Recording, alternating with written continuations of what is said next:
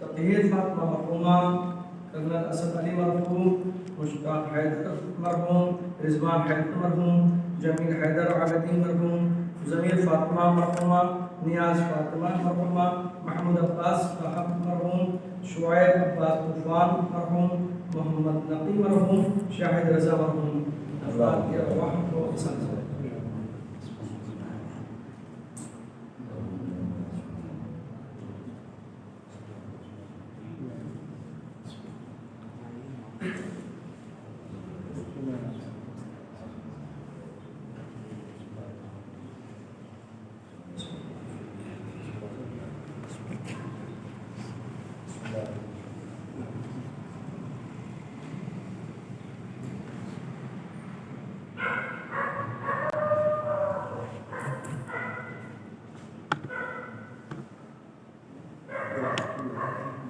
محترم سامعین، جس آیہ کریمہ کی تلاوت کا شرف حاصل کیا ہے، اس آیہ کریمہ میں خداوند عالم ارشاد فرماتا ہے عالم یعلم ان اللہ یرا، کیا یہ انسان نہیں جانتا ہے کہ خداوند عالم اس کے اعمال کو دیکھ رہا ہے۔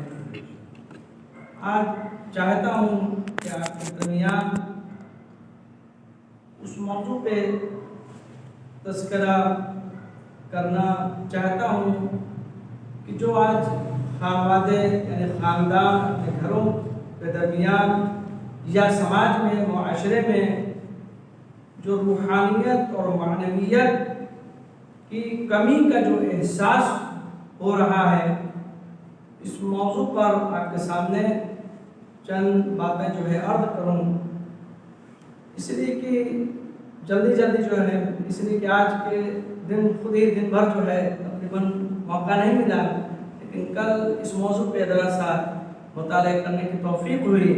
لہذا آپ کے درمیان اس موضوع کے اوپر اس بعد کے عنوان سے اختصار کرتے ہوئے کہ جیسا کہ آج کا دن نظر امام صادق علیہ السلام ہے،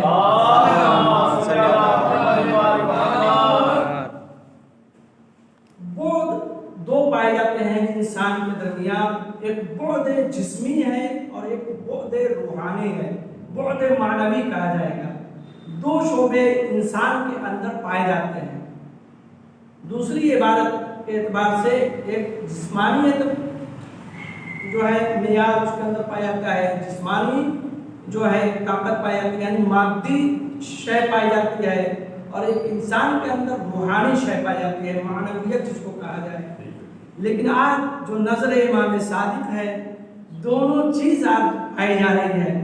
جو مادی شے ہے وہ غذا کہی جائے گی، بود جسمی کے لیے جو ضرورت پڑتی ہے، جسمی اعتبار سے غذا کی ضرورت ہوتی ہے، تو لہذا بعد جسمی غذا کی ضرورت ہے۔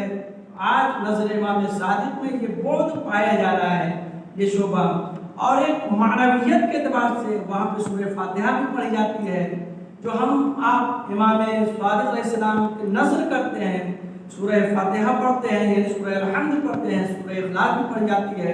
یہ ایک بعد معنوی ہے، یعنی ہم خداوند عالم کی بارگاہ میں التجا کرتے ہیں، ائمہ علیہ السلام سے توسل کرتے ہیں، معنویت کا کام بھی انجام دیتے ہیں۔ لہذا نظر امام صادق علیہ السلام میں دونوں بعد پائے گئے، ایک بعد جسمی جسے غذا کہتے ہیں، ایک بعد معنوی جسے عبادت یا سورہ حمد، ان تمام چیزوں کو آپ لے سکتے ہیں۔ لیکن یہاں پہ جو باتیں آپ کے سامنے ایک مختصر وقت میں بیان کرنا ہے، جو ہماری معنویت کو کم کر رہا ہے، جو ہماری روحانیت کی کمی کا سبب بن رہا ہے، وہ کون سی چیز ہے جس کی وجہ سے ہم معنویت سے دور ہوتے جا رہے ہیں، جس کی وجہ سے ہم روحانیت سے دور ہوتے جا رہے ہیں؟ ہمارا خانوادہ روحانیت سے دور ہو رہا ہے، ہمارا سماج معنویت و روحانیت سے دور ہو رہا ہے۔ اس کے دور ہونے کے اسباب اور اس کے عوامل اور اس کے وجوہات کیا ہیں؟ لہذا پہلی جو وجہ ہے، جیسا کہ عرض کی علم یعلم بأن اللہ یرا، معنویت کہتے کسے ہے یہ بھی ہمیں سمجھنا ہے۔ لہذا معنویت کا مطلب ہوتا ہے اللہ سے رابطہ رکھنا. اللہ سے رابطہ رکھنے کا نام ہے معنویت. معنویت اسی نماز و روزے و حج و زکوٰۃ خمس وغیرہ کو بجا لانا، معنویت اسے کہتے ہیں. لہذا ہم معنویت سے کیوں دور ہو رہے ہیں، اس کی وجہ کیا ہے؟ تو لہذا پہلی وجہ یہ ہے کہ ہمارے اعتقادات میں کمی پائے جاتے ہیں. اعتقادات کمزور پڑ گئے ہیں. اعتقادات کہتے کسے ہیں؟ علم کلام میں جسے کہتے ہیں عقائد، علم عقائد، علم کلام، اس کو کہا جاتا ہے جیسے امامت کا قائل ہونا، خداوند عالم کی وحدانیت کا قائل ہونا، نبی کی نبوت، 1,24,000 انبیاء، قیامت جسے معاد کہا جاتا ہے، قرآن کریم میں جگہ جگہ پہ تذکرہ ہے، اور اس کے علاوہ جو امامت کے سلسلے میں. لہذا ہمارا عقیدہ جو ہے اگر کمزور رہے گا تو ہم معنویت سے دور ہوتے جائیں گے. غور کیجیے یہاں پہ، ہم روحانیت سے دور ہوتے جائیں گے. اب عقیدے کا یہ مطلب ہے، جیسے امامت کے سلسلے میں آپ یہ سمجھ لیجیے امامت کا کیا مطلب ہے. ہم اگر یہی چھوٹے امام جعفر صادق جیسا کہ آپ کے 4,000 شاگرد آپ نے جو ہے پیدا کیے، پرورش کی، تربیت کی، یہ گرچہ ایک معمولی فعالیت کہا جائے گا، اس کو امامت کی معرفت نہیں کہی جائے گی.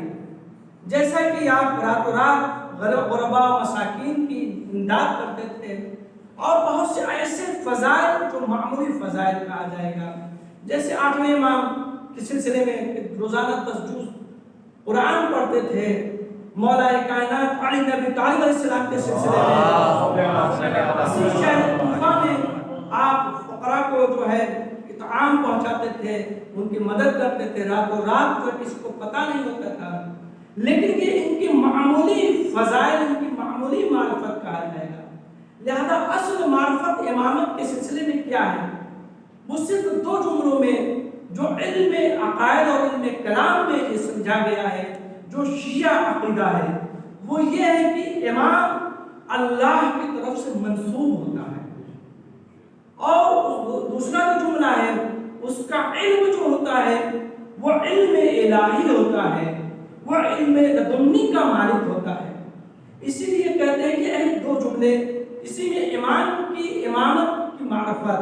اب غور کیجیے یہاں پہ، لہذا جو مختلف فضائل ہیں، جو مناقب ہیں، وہ اپنی جگہ ہے، لیکن جو اصل ایمان کے سلسلے میں جو معرفت ہے، جو ہماری مستحکم معرفت ہونی چاہیے، وہ اللہ کی طرف سے منسوب ہوتا ہے. امام اللہ کی طرف سے ہے، لوگوں کی طرف سے منسوب نہیں ہے، بلکہ وہ منسوس من اللہ ہے. آپ غور کیجیے، اور اس کا علم بھی اللہ کی طرف سے اس کا علم ہے. یہاں پہ کوئی اس کا استاد نہیں ہے. ظاہر سی بات ہے، اگر اس کا اس دنیا میں کوئی استاد ہوتا تو وہ امام کہلانے کے لائق تھا، حق تھا. اور اس کی عصمت الہی ہے. اگر وہ معصوم نہ ہوتا تو وہ رہنما کہنے کے لائق نہ بنتا سکتا ہے. لہذا جو خود گناہگار ہو وہ کیسے گناہوں سے دور رکھ سکتا ہے. لہذا امام کا معصوم ہونا بھی اس کی عصمت الہی بھی ہے. اور کیجیے، اس لیے کہ اگر وہ گناہگار ہوتا، ہم آپ کو حق نہیں رکھتا کہ وہ جو ہے ہمارا رہنما، ہمارا راہبر بن سکتا ہے. ایک مرتبہ صلوات پڑھو محمد امامت کے حوالے سے یہی 2 جملہ کافی ہے کہ امامت کے پہچاننے کا حق یہی ہے کہ ہم اس کے علم کو علم الہی سمجھیں اور اس کی عصمت کو عصمت الہیہ سمجھیں. اور کیجیے، جو دوسری جو بات ہے جو ہماری معنویت کو کم کر رہا ہے، وہ ہے لقمہ حرام. حرام لقمہ، حرام رزق. آج آپ پورے دن نظر امام صادق نوش بھرما رہے ہیں، جگہ جگہ جا رہے ہیں، لیکن اگر خدا نہ کرتا یہ نظر امام صادق، اگر ہمارے یہ مال، یہ غذائیں اگر خدا نہ کرتا حرام ہو تو کیا یہ نظر قابل قبول ہے؟ ہرگز و ہرگز. غور کیجیے، لہذا خود رسول اکرم صلی اللہ علیہ وسلم یہ پیشین گوئی کی ہے کہ ایک دور وہ آئے گا کہ جس دور میں حرام غذائیں زیادہ استعمال ہوں گے، رزق حلال مشکل ہو جائے گا۔ دو چیزیں فرمائیں، ایک رزق حلال اور دوسرے اچھا دوست۔ آپ آج مشاہدہ کر لیں کہ اچھا دوست ملنا ذرا بہت مشکل ہے، اور رزق حلال حاصل کرنا، کسب کرنا، یہ بھی بہت مشکل ہے۔ اس لیے کہ یہاں پہ یہیں پہ چند باتیں اور بھی عرض کر دوں۔ آپ ہی سے گزارش ہے، مولا کائنات علی ابن ابی طالب علیہ السلام، ایک دور وہ دور آئے گا کہ بہت سے لوگ بہت سی حرام چیزوں کو حلال بنا کر کے استعمال کر لیں گے۔ اب آپ غور کیجئے وہ کون سی چیزیں ہیں۔ اب آپ ایک ان میں سے یہ ہے کہ انسان رشوت کو ہدیہ سمجھ کر کے استعمال کرے گا۔ چند باتیں عرض کی پیشن گوئی کی کہ رشوت کو اس کو جو ہے مال حلال بنائے گا، وہ اس اعتبار سے میں ہدیہ دے رہا ہوں، اور اسی طریقے سے شراب کو نبیذ سمجھ کے اس کو جو ہے استعمال کرے گا، اور اسی طریقے سے بہت سے اور دوسری چیزوں کی پیشن گوئی کی ہے۔ یہ پیشن گوئی خود رسول اکرم صلی اللہ علیہ وسلم نے مولا کائنات علی بن ابی طالب علیہ السلام سے کی ہے۔ بہرحال جلدی چند باتیں آپ کے سامنے عرض کرنا ہے۔ اور تیسری جو بات جو معنویت اور روحانیت سے دور کر رہی ہے، وہ گناہ کے اوپر گناہ کی عادت، گناہ کے عادی ہو جاتے ہیں۔ خود گناہ ایک الگ چیز ہے، گناہ کا عادی ہونا ایک الگ چیز ہے، گناہ کی عادت ہو جانا۔ کبھی کبھی ہم گناہ کو ہلکا سمجھنے لگتے ہیں، شروع میں شاید وہ سنگین ہو، بھاری ہو، لیکن ہم بار بار اس گناہ کو جب انجام دیں گے تو وہ گناہ ہلکا ہو جائے گا، گناہ کے عادی ہو جائیں گے، گناہ کی عادت ہو جائے گی۔ تو لہذا جب گناہ کی عادت ہو جائے گی تو ہم معنویت سے دور ہوتے جائیں گے، ہم روحانیت سے دور ہوتے جائیں گے۔ لہذا آپ غور کیجئے، لقمہ حلال کے سلسلے، لقمہ حرام کے سلسلے میں چند واقعہ، ایک واقعہ تھا آپ کے سامنے صرف مختصر طور پہ آپ کے سامنے عرض کر دوں، ذہن میں بات آ گئی ہے تو عرض کر دیتا ہوں۔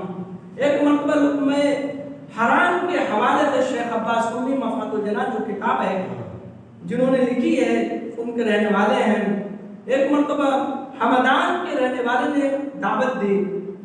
جب دعوت دی تو شیخ عباس قمی جو ہے اس کی دعوت کو قبول فرماتے ہیں، اور شام کا کھانا جو ہے اس کے گھر پہ کھاتے ہیں، نوش کرتے ہیں۔ لیکن وہ جو متقی اور پرہیزگار شخص جس نے بہت سی کتابیں لکھی، جن میں سے ایک خود مفاتیح الجنان ہے، جو پوری دنیا کے شیعوں کے گھروں میں وہ کتاب پائی جاتی ہے، صرف ہندوستان نہیں بلکہ پوری دنیا میں کوئی بھی محبان حیدر کرار ہے، شیعیان حیدر کرار کے گھروں میں وہ کتاب پائی جاتی ہے، وہ مفاتیح الجنان۔ آپ وہ شخصیت ہیں، آپ کا خود بیان ہے، آپ کے فرزند بزرگوار عرض کرتے ہیں کہ ایک میرے پدر بزرگوار مجھ سے عرض کر رہے تھے کہ ایسا ایسا واقعہ پیش آیا ہے کہ ایک مرتبہ جب اس کی دعوت کھاتے ہیں تو صبح کے وقت جو ہے وہ جو نماز شب کے پابند تھے، صبح کی نماز بھی قضا ہونے کو ہو گئی تھی۔ آپ غور کیجئے، اور یہاں تک کہ 40 رات تک نماز شب قضا ہوتی رہی۔ جو مسلسل نماز شب کا عادی ہو، نماز شب کا پڑھنے والا ہو، وہ عرض کرتا ہے کہ آخر کیا بات ہے کہ نماز شب مجھ سے قضا ہو گئی۔ اپنے فرزند سے عرض کرتے ہیں کہ تم خبر اس کی لوگ کی آخر کیا وجہ ہے؟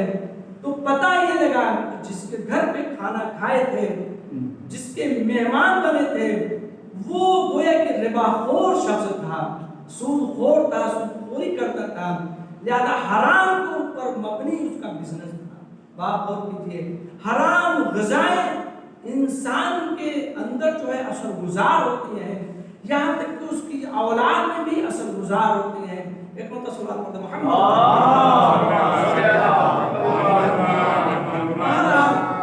گناہ کی عادت ہے انسان کی زندگی سے برکت ختم کر دیتی ہے۔ لہذا بے شمار باتیں تھی گناہ کی عادت ہونے کے اوپر اختصار کرتے ہوئے چوتھا مورد، چوتھی بات، چوتھا مدعا آپ کے سامنے عرض کرتا ہوں کہ جو روحانیت اور معنویت کی کمی کا سبب بن رہا ہے ہمارے اندر سے، جو روحانیت چاہے ہم ہوں، چاہے آپ سماج میں، چاہے گھروں میں، جو معنویت نہیں پائی جاتی ہے، جیسا کہ عرض کیا کہ معنویت کہتے کسے ہے؟ معنویت اللہ سے رابطہ رکھنے کا نام ہے، اور بے شمار اس کی باتیں ہیں، توضیحات زیادہ ہیں۔ لہذا یہاں پہ جو چوتھی بات ہے وہ ہے تجمل اور دنیا پرستی۔ تجمل اور دنیا پرستی کا مطلب یہ ہوتا ہے کہ انسان اسی دنیا میں، اب آپ غور کیجئے یہاں پہ اسی کریلی اور کریلا باغ میں کتنے پیلس بنے ہوئے ہیں۔ ہم آپ ہو سکتا ہے کہ بہت سی شادیوں میں شرکت کریں اور ہم آپ کو یہ بھی پتہ نہ چلے کہ یہاں پہ دنیا پرستی اور تجمل کے بھرپور جو ہے مشاہدات یا دکھائی دے رہے ہیں، شواہد پائے جا رہے ہیں۔ اب آپ غور کیجئے دنیا پرستی کہتے کسے ہیں؟ جس امور میں لغو چیزیں پائی جائیں، بےہودگی پائی جائے، اسراف پایا جائے۔ لفظ اسراف سے آپ سمجھ سکتے ہیں دنیا پرستی لفظ کلمہ اسراف سے، اس لیے کہ ان المبذرین کانوا اخوان الشیاطین۔ اس سے پہلے ایک آیہ کریمہ ہے جو مسجد کے حوالے سے ہے، مومنین سے خطاب کرتے ہوئے، تم اگر مسجد میں داخل ہو تو اپنے کو زینت کرو اور کھاؤ اور پیو، لیکن اسراف مت کرو۔ کلوا واشربوا ولا تسرفوا، کھاؤ اور پیو لیکن اسراف مت کرو۔ اب آپ غور کیجئے یہاں پہ جو تمام شادی خانہ آبادی جہاں ہو رہی ہے، یہاں پہ اگر اسراف اگر پایا جائے گا تو آپ سمجھ لیں کہ وہیں پہ دنیا پرستی ہے۔ غور کیجئے، اس لیے کہ نمونہ آپ کے سامنے عرض کر رہا ہوں، جہاں پہ اسراف، فضول خرچیاں پائی جائیں، اگر آپ یہ سمجھ لیجئے کہ واقعاً یہاں پہ فضول خرچی ہے تو سمجھیے کہ وہیں تجمل گرائی ہے، وہیں پہ دنیا پرستی ہے۔ لہذا دنیا داری اور دنیا پرستی میں فرق ہے۔ یہاں پہ آپ کے سامنے عرض کر دوں، دنیا داری کا مطلب ہوتا ہے کہ پوری کائنات آپ کے قبضے میں ہو لیکن آپ حب دنیا نہ رکھتے ہو، تو یہ دنیا پرستی نہیں ہے، بلکہ یہ ایک اچھی چیز ہے۔ دنیا کا رکھنا، ثروت کا حاصل کرنا، دولت کا پایا جانا، دولت کے لیے جو ہے رات و دن کمانا، یہ عیب نہیں ہے، بلکہ پوری دنیا حاصل کر لیجئے لیکن حب دنیا نہ رکھیے۔ لہذا یہاں پہ زہد کا مطلب بھی یہی ہوتا ہے، اگر آپ سمجھیے تو یہی مطلب زہد کا ہے۔ بہت سے ایسے زاہد گزرے ہیں جن کے پاس کچھ بھی نہیں ہے، مٹی کے برتن ہیں، اسی سے دل لگائے ہوئے ہیں، تو لوگ گویا کہ وہ دنیا پرستی کہی جائے گی۔ جس کے پاس ایک مٹی کا برتن ہے اس سے دل لگائے ہوئے ہیں تو وہ دنیا پرستی ہے۔ غور کیجیے، آخری بات اور آپ کی زحمت تمام کرتا ہوں، جو آخری بات ہے وہ معنویت سے دور کر رہی ہے، روحانیت سے دور کر رہی ہے، وہ ہے ہم آپ سے بہت زیادہ مربوط ہے۔ اگر ہم آپ سچے ثابت ہوئے، قوا انفسکم واہلیکم نارا وقودها الناس والحجارہ، تم اپنے کو، خود کو اور اپنے اہل و عیال کو جہنم کی آگ سے بچاؤ، اس لیے کہ اس کے ایندھن پتھر ہے، خود انسان ہے۔ بات غور کیجیے، ہم آپ یہاں پہ اس سلسلے میں اگر ہم خود سرپرست ہیں تو ہم اپنے بچوں کی تربیت کے ذمہ دار جو ہے ہم خود ذمہ دار ہیں۔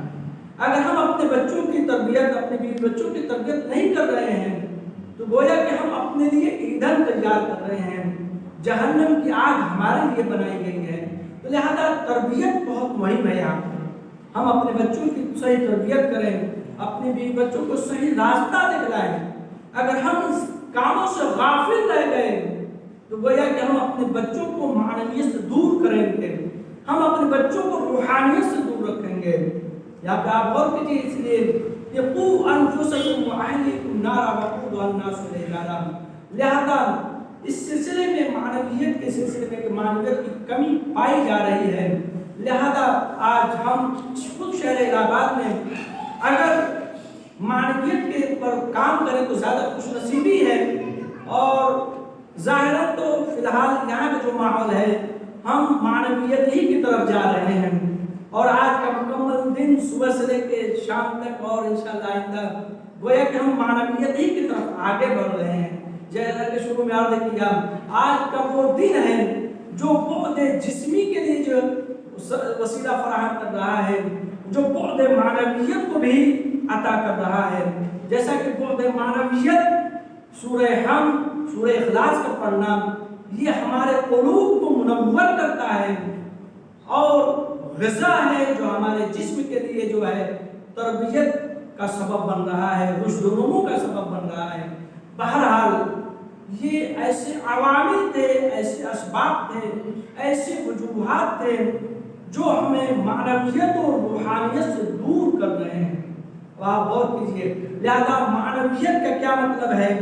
خدا کے اوپر یقین رکھنے کا نام معنویت ہے، ایمان بالغیب کا نام معنویت ہے، اس لیے کہ اللہ کو ہم دیکھ نہیں رہے ہیں۔ اور اسی طریقے سے آج اگر ایمان بالغیب، ہمارا آخر ایمان پردہ غیب میں ہے، سلوات پردہ شب جمعہ، اور واجبات و محرمات کو قبول کرنا بھی یہ بھی معنویت ہے، نماز و روزہ، حج و زکوٰۃ و خمس کو بجا لانا بھی یہ بھی معنویت ہے۔ معنویت ایک اور بھی جملہ آپ کے سامنے، خداوند عالم کو حاضر و ناظر جاننا یہ بھی ایک معنویت کہلائے گا۔ لہذا خشوع و خضوع کے ساتھ خداوند عالم کے ذکر کا ذکر کرنا یہ بھی معنویت ہے۔ لہذا آخری جو جملہ آپ کے سامنے عرض کروں، معنویت دینداری کو کہتے ہیں۔ معنویت کسے کہتے ہیں؟ دینداری، انسان متدین ہو جائے، دیندار ہو جائے، دین رکھتا ہو، ایسا نہیں کہ دین جانتا ہو۔ اس لیے کہ بہت سے افراد عالم ہوتے ہیں لیکن اپنے علم کے ساتھ دیندار نہیں ہوتے ہیں، دین کو جانتے ہیں لیکن دین نہیں رکھتے ہیں۔ غور کیجئے، دونوں میں فرق ہے، دینداری اور دیندانی میں بہت فرق ہے۔ دیندار ہونا یعنی انسان عالم ہے لیکن عمل کے ساتھ خود اس کا علم ہے، عالم بعمل ہے، لیکن دیندانی کا مطلب کیا ہوا ہے؟ انسان پڑھ لکھ لیتا ہے لیکن عمل نہیں کرتا ہے۔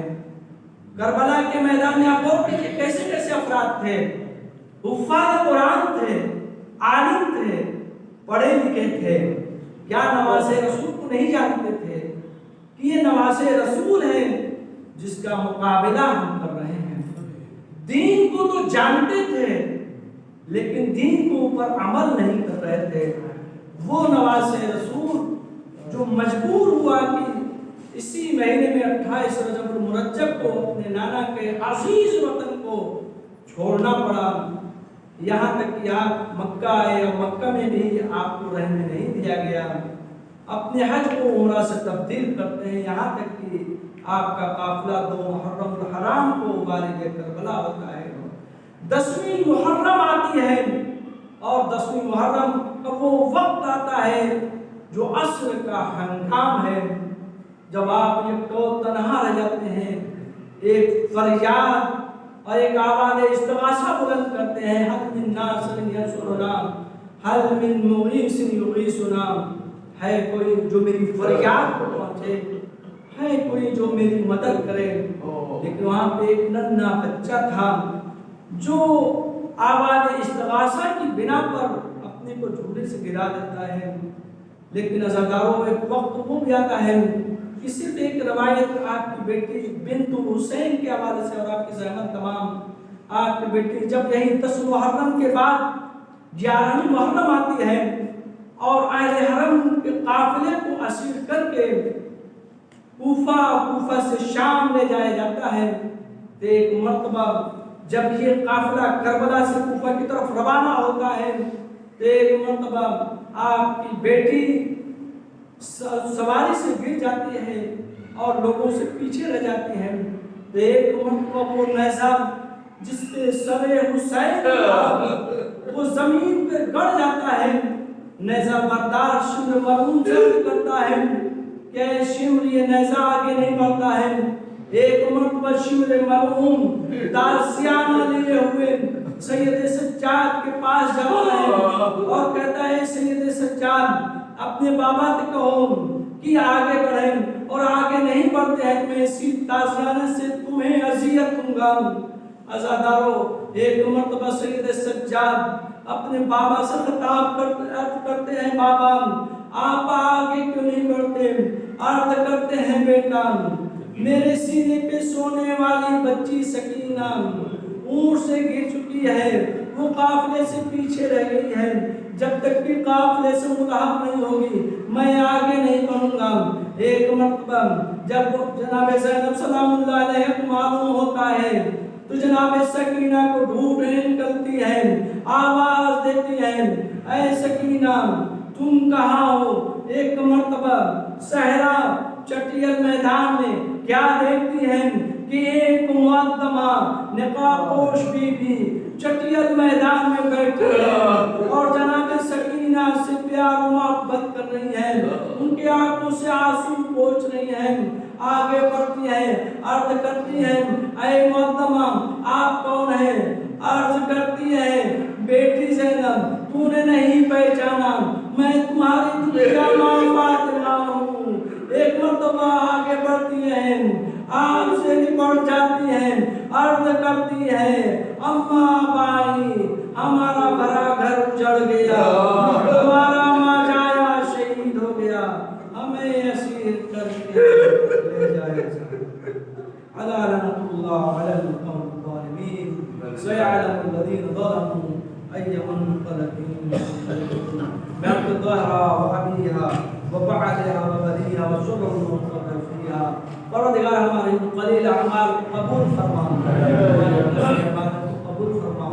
شیعیان ذکر جان جان مال آپ کے حفاظت فرما، جو بھی بیمار نے شفاء کامل عاجل عنایت فرما. پروردگار تمام مومنین کو جوار معصومین جگہ عنایت فرما. پروردگار علماء مراجع زام سایہ مذہب دائم قائم کر. پروردگار امام زمان عجل اللہ تعالی فجو شریف میں تعاجل فرما اور ان کا آوان صاحب شمار فرما. ربنا تقبل منا انك انت السميع العليم. ایک متصور حمد متصور اخلاص تلاوت کر ان تمام مرحومین مرحومات یہ فاطمہ مرحومہ کرنا، اسد علی مرحوم، مشتاق حیدر مرحوم، رضوان حیدر مرحوم، جمیل حیدر عابدی مرحوم، ضمیر فاطمہ مرحومہ، نیاز فاطمہ مرحومہ، محمود عباس صاحب مرحوم، شعیب عباس طوفان مرحوم، محمد علی مرحوم، شاہد رضا مرحوم. تمام مرحومین و مرحومات کے ارواح کو اس والے ثواب فرمائے.